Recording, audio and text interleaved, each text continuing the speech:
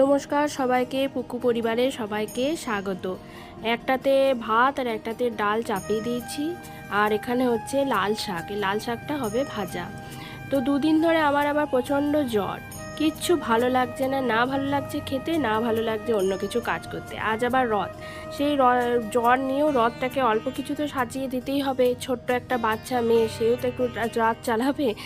যাই হোক, তো পরিবেশটা একদমই বাজে, কারণ ওর বাবা কোথা থেকে এই জ্বরটা নিয়ে এসেছে, তার এখন আমাকে আর আমার মেয়েকে ভাগাভাগি করে উপহার স্বরূপ এই জ্বরটা দিয়েছে। আমরাও সাদরে গ্রহণ করে নিয়েছি, এই আর কি আর বলবো।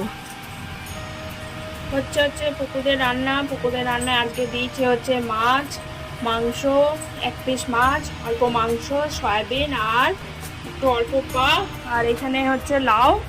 এই চালটা একটু ফুটে গেলে সয়াবিনগুলো একটু জল টেনে নিলে তারপরে ধুয়ে লাউটা দিয়ে তারপর এটা ঢাকা দিয়ে দেবো। এদিকে হবে হচ্ছে টমেটো চাটনি। টমেটোগুলো কুচি কুচি করে কেটে নিয়েছি। টমেটো চাটনি খেতে আমার মেয়ে খুব ভালোবাসে। তো যখনই আমি বাজার যাই তো সবার আগেও জিজ্ঞেস করে, মা টমে এনেছো? টমে মানে হচ্ছে টমেটোটা গোটাটা বেরোয় না, তাই ও বলে টমে এনেছো। তাই টমে আমাকে বাজার গেলে প্রথমেই আগে টমেটো দেখতে হয়, আর বাড়ি এসে সেটাকে আগে চাটনি বানাতে হয়। এই জন্য টমেটো চাটনি এখন কাটা হচ্ছে, সেটাকে এখন বানানো হবে।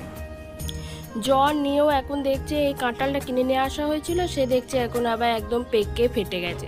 তো এখন সেকেও আমার ছাড়াতে হবে। বাবা এত আঠা, আমি তো ভুলে গেছিলাম প্রথমে হাতে একটু তেল লাগাতে। তো তেল না লাগিয়ে শুরু করে দিয়েছি কাঁঠালটা ভাঙতে, আঠা দেখছি হাতটা একদম ভরে গেছে।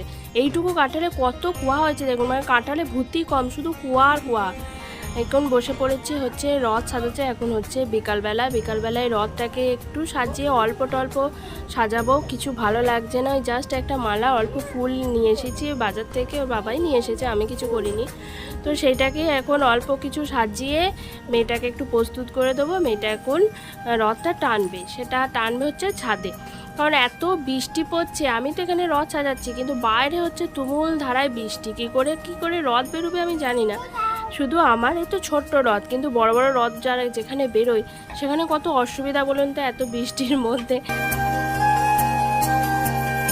এখন বৃষ্টি থেমেছে, চলে এসেছি ছাদে, পুটুসকে নিয়ে এসেছি। সবাইকে আমার পক্ষে সামলানো সম্ভব নয়, কারণ আমার তো এমনিতেই প্রচণ্ড শরীর খারাপ, নিজের শরীরেই কোনো টালমাটাল অবস্থা, কারণ ওদেরকে নিয়ে কোলে করে যদি ধুম করে পড়ে যায় তখন ওদের লেগে যাবে। তো রথের দড়িতে আমার মেয়ে টান দিয়ে দিয়েছে, রথ বেশ ভালোই চলছে। সমতল জায়গায় রথগুলো কিন্তু খুব সুন্দর চলে। আমার নিচেটা একটু এঁচো মানে সামনে রাস্তাটা, সেখানে কিন্তু আবার ঠাকুর পড়ে যাওয়ার সম্ভাবনা থাকে, মানে ছোট্টবেলায় যেগুলো হয় আর কি। তো এখন বসে পড়েছি পাঁপড় আর জিলাপি নিয়ে। রুহি আর ওর বাবা গিয়েছিল বাজারে, তো সেখান থেকে পাঁপড় আর জিলাপি কিনে এনেছে। আমার মনে হয় রথযাত্রা অপূর্ণ থেকে যায় পাঁপড় আর জিলাপি ছাড়া। তো কথা ছিল পাঁপড়টা আমি বাড়িতেই ভাজবো আর জিলাপিটা কিনে আনা হবে, কিন্তু সেটা ভাজা টাজা আর হয় নাই। ওর বাবাই যথারীতি সবটাই কিনে এনেছে। আর ভালো লাগছে না, কিচ্ছু ভালো লাগছে না, না ভালো লাগছে কিছু খেতে, না ভালো লাগছে কিছু কাজ করতে। এত শরীরটা কদিন ধরেই খারাপ। মেয়েটার প্রথমে হলো, মেয়েটা তো মোটামুটি 7 দিন মতো ছিল জ্বরটা। তো আমারও আজকে 2 দিন রানিং। এখন দেখা যায় সে এখন কবে যায় আর কি আমাকে ছেড়ে। তো যাই হোক, আজকের ভিডিওটা এইটুকুই। যদি কিছু ভালো লাগে একটু লাইক শেয়ার করে দেবেন, আর খুব ভালো থাকবেন। নমস্কার।